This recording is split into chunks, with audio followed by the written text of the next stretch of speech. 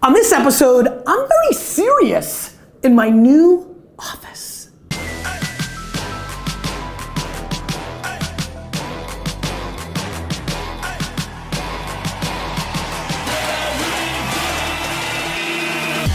You ask questions, and I answer them. This is the Ask Gary V Show. Hey everybody, this is Gary VaynerChuck, and this is episode 220 of the Ask Gary V Show. This will be a trivia question one day. Which episode was the first episode in our new headquarters? And you know what? We don't edit that often, but let's get some B-roll from somebody, Stefan, to at least, even if it's like social media or phone B-roll. Why don't you chop up a little bit here?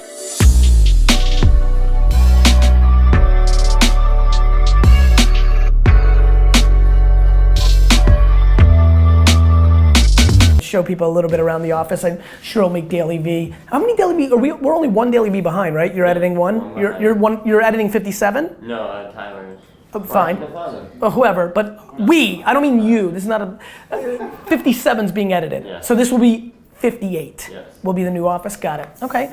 India, what are your opening remarks to our new office? It's fucking amazing. Wow. It's beautiful. India cursed.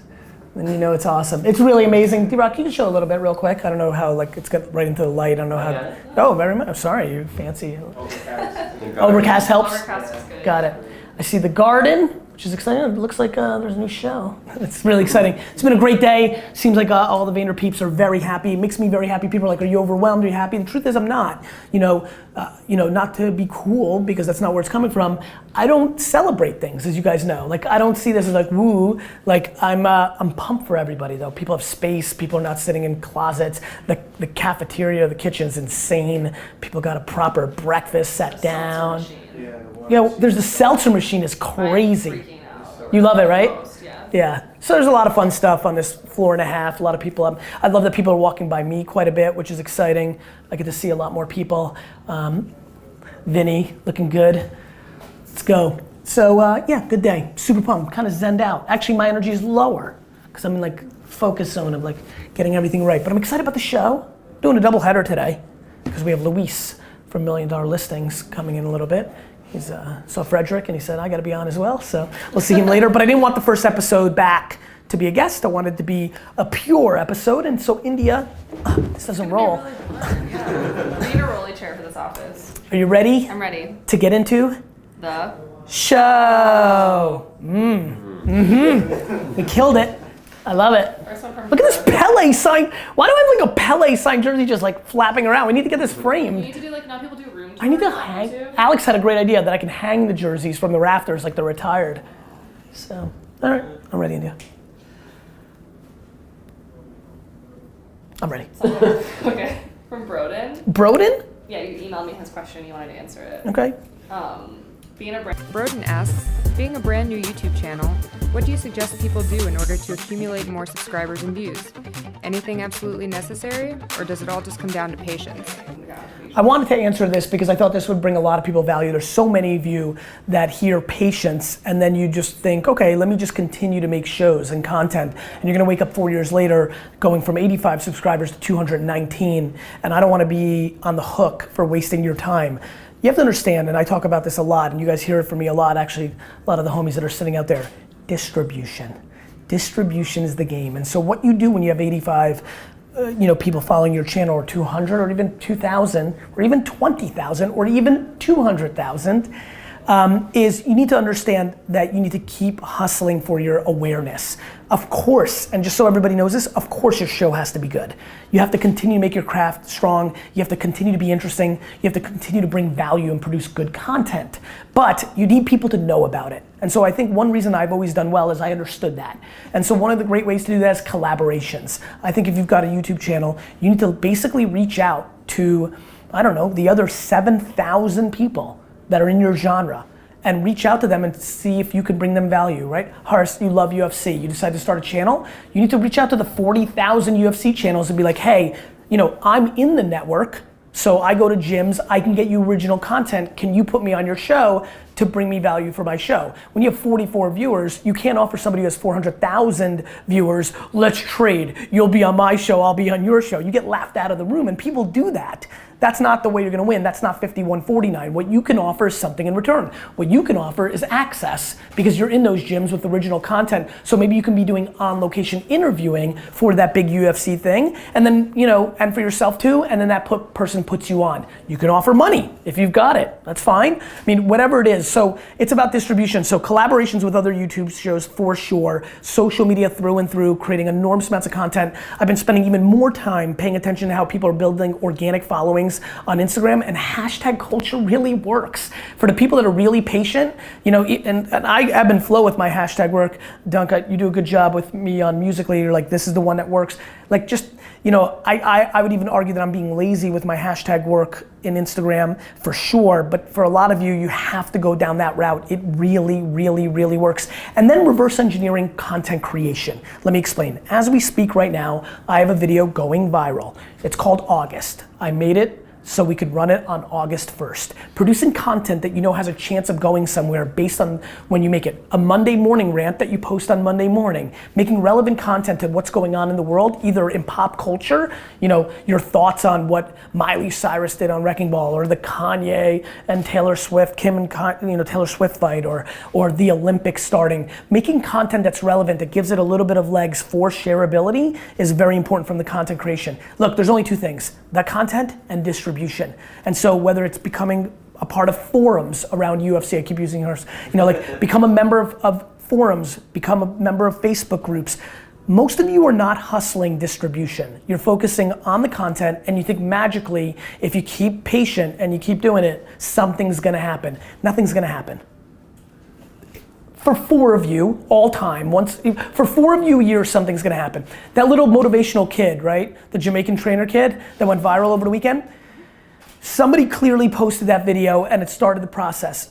It's great content. Like, that's clearly content that's got a shot, but he's been putting out content for a little while. This is not his first rodeo. And so yes, it happens, right? Yes, it happens. But it's far more interesting for you to take control of your distribution through collaborations, through proper hashtag distribution on the Instagram world, from reaching out, biz deving, reaching out, being part of forums and other internet communities like Facebook groups to become part of that community, so when you put out stuff, people want to support you. I would tell you with Wine Library TV, I spent 20 minutes making the video, and I spent 5 hours creating the distribution a day.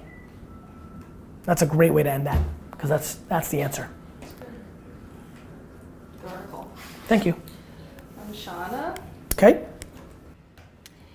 Hey Gary, congratulations on 2 years of a successful show. I just love it. I watch it all the time and get all sorts of great advice from you. My name is Shauna. I'm from hasteandhustle.com, and I just wanted to ask you a quick question. My question is, when you're at the beginning of your business, or I guess at any time of your business, how do you know how much risk is too much risk? And when to kind of pull back. Sean, I've got Thanks a really, again. Bye. No worries. Thank you. Sean, I've got a really good answer for this. I believe that risk is a very interesting thing, and I've got a pretty good career with it, and I would tell you, here's what mine looks like. I risk as much as I'm willing to completely lose, and I push it as far as possible, and that's always my model. That if all goes to zero on this move, can I still be breathing and stay alive? Anything that would put me out of business, put me out of business. And people do that. They borrow too much money, they dilute themselves in the company that could make them lose control from the board. Anything that would put me at risk, I stay away from. So the punchline is very simply, I'm willing to lose every penny other than the first penny that I need to breathe. All of it. I'm willing to lose, we do things here all the time, Vayner, where I invest and buy things, buy companies, buy acqui-hire people, and the number's always gotta be, if it goes to dead zero, will I still be alive to fight another day? But I take it right to that edge.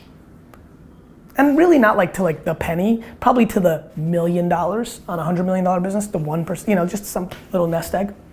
But I think I'm stunned by people that take risk that actually puts them out. Floyd Mayweather doesn't take any risks like that as a boxer. That's why he's undefeated. Yeah. I'm Sean. Sean. What's up, Gary? Sean from Denver here at the top of Mount Evans, 14,000 foot plus mountain here. I got a question for you about breaking into new accounts.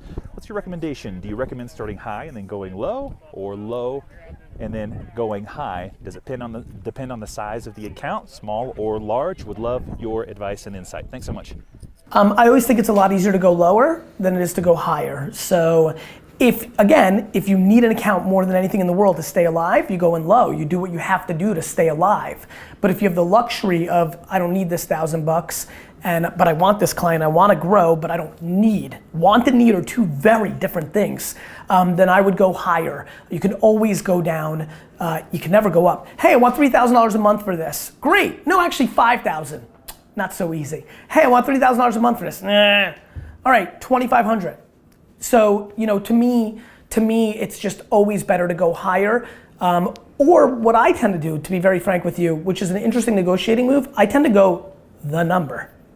I tend to go, with Vayner, when we started, it's $5,000 a month. And people are like, I don't want to pay, we want to go 4,000, because maybe they thought I was going higher, and I said no. And it was a very important thing to have that leverage to not negotiate down. And so we walked away from things. We didn't do things, which sucked at times, but it definitely created a reputation in the marketplace that I wasn't over-evaluating stuff, and it was the number. So to me, it's higher or the number. When I do trades, I go higher. Actually, cut that part. I don't want the guys. Let's move forward. From Eric. Eric asks, when looking for a new job, do you think it's a bad idea to give your boss a heads up before receiving job offers so they can prepare for your departure? I think that's every single person. That's a tough question, a very smart question. To me, I wouldn't tell them. I just think it's a survival of the fittest kind of thing. Like, if you think it's a vulnerability that you're not going to be able to find it, like, I just don't, to me, that's the risk thing. I just wouldn't do that, because if they reacted poorly even after 5 years, thank you very much. Thank you. It's very nice. Thanks, Tyler. It made it.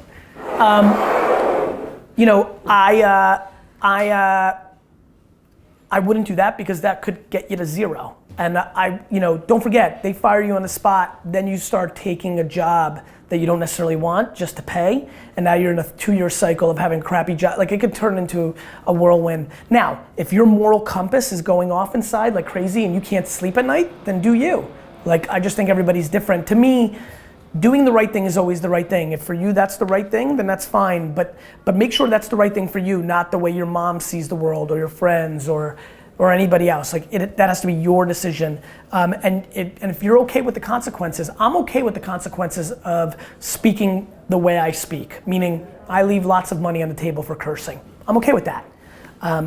You have to be okay with the consequences. I hate people that are ideological, and then when they have to face the consequences, they regret.